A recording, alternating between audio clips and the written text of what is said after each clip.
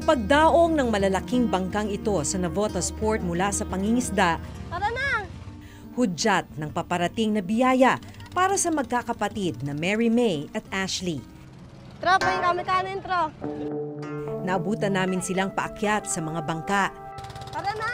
Pakay nila makahingi ng bahaw o tirang kanin mula sa mga mangingisda. Pahin kanin niya. Sa unang bangka, kaning lamig ang nahingi nila. Kaso bahaw lang to eh. Okay lang yan. May ulam kayo. Yan, sabaw. Yung binibigay po sa amin matigas, inaano po namin, sinasangag para po medyo lumambot siya. Tapos minsan tutong, yung ibabaw lang yung kinakain namin kasi sobrang pait po ng pagkatutong. Pangangalakal ang kabuhayan ng pamilya ni na Mary May. Pero dahil wala pa silang kita, ito muna ang pantawid gutom nila. Sa sumunod na bangka, maswerte na lang naabutan ang bagong lutong kanin. Kuya, pahin kanin niya. Wow! Oh. Ano? Padagdag. Okay. Salamat ya. Okay.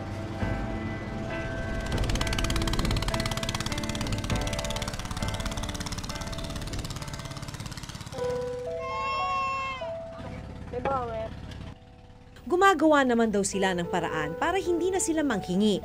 Pero dahil sa hirap ng buhay at sa mahal na mga bilihin, ay kinakapos pa rin talaga sila. May dumarating, may nagbibigay po ng isda sa amin. Tapos binibenta namin. Yun po, nababudget po namin. Tapos nababudget ni mama yung kay papa. Budgetin po yun hanggang may dumating na bangka ulit. Kaso minsan hindi po talaga kasi mahal po bilihin dito. Yung hindi po nagkakasya sa loob ng ng isang linggo. Naghanda na sina Aling Natividad at Mary May para mga lakal.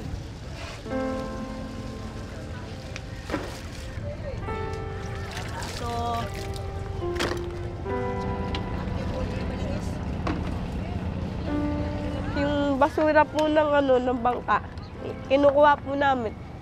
Kami po yung nagtatapon, yung kalakal po nun, tinatabi namin, iniipon namin sa isang linggo. Tapos yun, magiging budget namin yung pag nabenta. Kasi pag hindi ka kumilos, wala mangyayari, magugutom lang kayo. Wala pa to 50.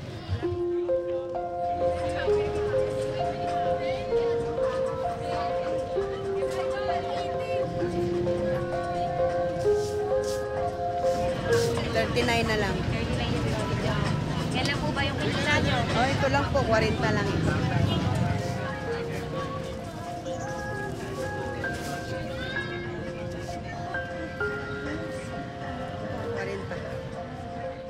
Kwento ni Aling Natividad, dati umaasa sila sa NFA Rice para makamura sa bigas. Laki ng kawala talaga. Kasi kung may meron kang 20 pesos, makakabili ka na ng 1 kilo, tumaalsa pa. Talagang kasyang-kasya talaga sa amin. Umaalsa eh. 1 kilo na yun. Ngayon na wala na talaga. Hirap na talaga. Ang presyo ng NFA Rice naglalaro sa 27 pesos ang pinakamura at 32 pesos naman ang pinakamahal. Malaking bagay ito para sa mga kapos sa buhay, gaya ni na Aling Natividad. Pero nitong mga nakaraang buwan daw, wala na silang makitang NFA Rice sa kanilang palengke. Nang gabing yon, pinagsalu-saluhan nila ang bigas na nabili mula sa buong araw na pangangalakal.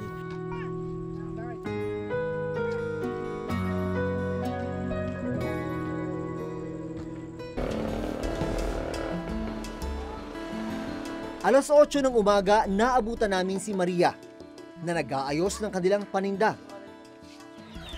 Itlog, te! Tulak-tulak ang kariton na puno ng itlog. Itlog, te! Nililibot na Maria ang buong dagat-dagatan sa Navotas para magtinda. Kasama ang anak niyang si Onyok, sinusuyod ni na Maria ang bawat eskinita at mga kabahayan sa kanilang lugar.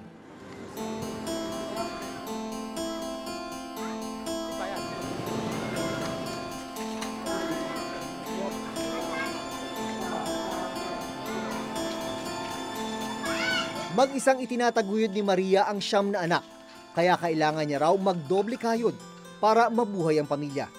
5 o'clock pa lang gising na ako niyan. Tapos nagliligpit na ako dyan sa loob. Tapos pagkagising ng 2 anak ko, mga 6 o'clock, yan, pinag-aalmusal ko na. 8 o'clock ng maga, yan nagtitinda na ako. Tapos umuwi ako ng 11 o kaya 12 para pumananghalian kami.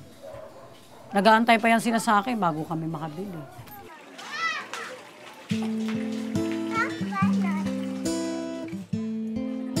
Matapos ang 4 na oras na pagtitinda, 80 piso ang kinita ni Maria. Saan tayo po tayo? Dito po sa Agora. Sapat lang para makabili ng 1 kilong bigas at ulam para sa kanilang pananghalian. 1 kilo ng pinakamurang bigas ang binili ni Maria sa bigasan. Ang halaga nito, 40 pesos.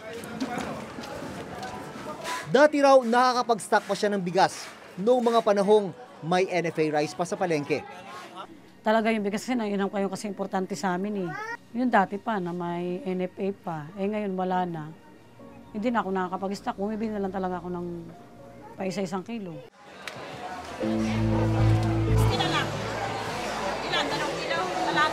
Pagdating sa isdaan, pinagkasya na lang ni Maria ang natitirang 40 piso para makabili ng ulam.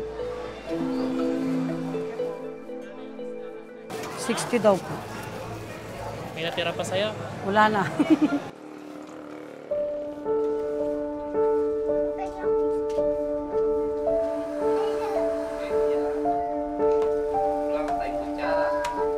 Pagkaluto ng pananghalian, Paano yung pinagkakasya yung kanin, te? Ito na yung ginagawa namin. Pagka may mga, kaya pag kumakain mga bata, kumitira pa, sama-sama ko.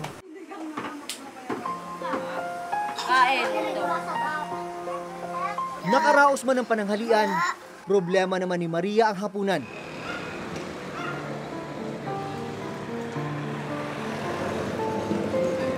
Kaya maglalako na rin siya ng itlog sa hapon para may pambili ng pagkain. Kailangan magtinda para mapasuportahan ng pamilya. Lalo na ito, malapit na naman magpasukan. Bili na naman ng gamit ng mga bata. Pagbaon-baon na naman nila araw-araw. Malaking bagay para sa mga gaya ni na Aling Natividad at Maria ang magkaroon ng abot-kaya at murang bigas sa mga pamilihan. Ang maliit kasi nilang kita, mas maraming nabibili. Sa datos na ito mula sa NFA, makikita na noong April 2017, umabot pa sa mahigit 300,000 metric tons ang supply ng NFA rice sa buong bansa. Pero nagpatuloy ang pagbaba sa mga sumunod na buwan. Tugon ng NFA sa buwan ng Mayo, magiging available na ang NFA rice sa mga palengke sa buong bansa. Meantime, tayo ang nag-aayos ngayon ng as early as possible na ma-deliver po yung arrivals ng ating imported rice. Sinasabi naman na ng Presidente, di ba nilang sumobra, wag lang kumulang. Itinuturing na staple food ng mga Pinoy ang bigas at mandato ng gobyerno na siguraduhing may murang bigas sa mga pamilihan. Sa panahon na hindi nagagawa ng gobyerno ang kanilang responsibilidad sa pagkakaroon ng supply ng NFA rice, dapat na masingil kung sino ang may pagkukulang. Siguraduhin na may aaksyon para mabilis na matugunan ang problema. Dahil apektado, higit lalo ang kumakalam na sikmura ng mga mahihirap.